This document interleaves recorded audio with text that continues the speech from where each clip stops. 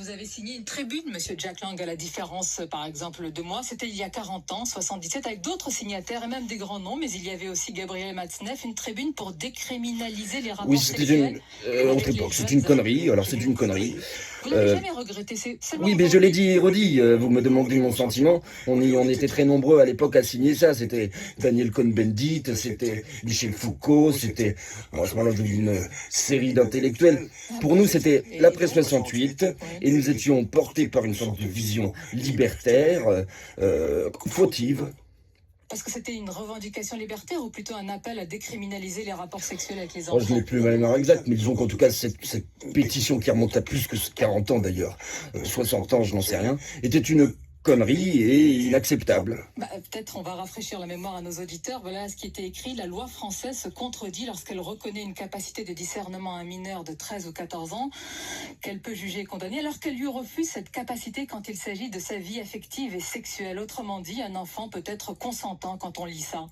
Écoutez, si on ouvre le débat à l'époque, nous n'étions pas seuls à dire cela. Il y avait même des personnes éminentes, je pense à Catherine Dolto, même si elle était prudente, à professer ce genre d'appréciation. Ce n'est pas mon sentiment aujourd'hui. Et en tout cas, quand vous... Mais pourquoi vous l'avez signé à l'époque? Mais nous étions... C'est une connerie aujourd'hui, quand on lit cela, Jack Lang, ça prend aux tripes, avec tous les témoignages que l'on lit. Mais nous étions... Après mai 68, une partie de l'intelligentsia libertaire, une partie aussi de la gauche a défendu au nom d'une révolution sexuelle l'indicible. En tout cas, c'est l'indicible, en effet. Vous me demandez mon sentiment.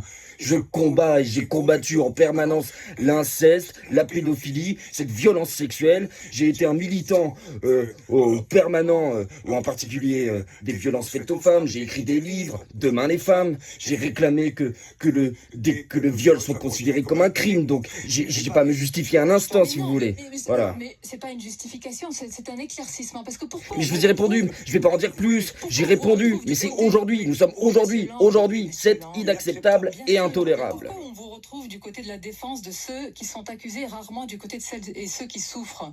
Écoutez, aujourd'hui, nous sommes en lutte les uns et les autres contre l'inceste, les atteintes à la pédophilie, les atteintes aux mineurs. C'est révoltant, et en effet, il se fait qu'un jour, il y a 50 ans ou 60 ans, nous sommes une cinquantaine d'intellectuels à avoir écrit une connerie.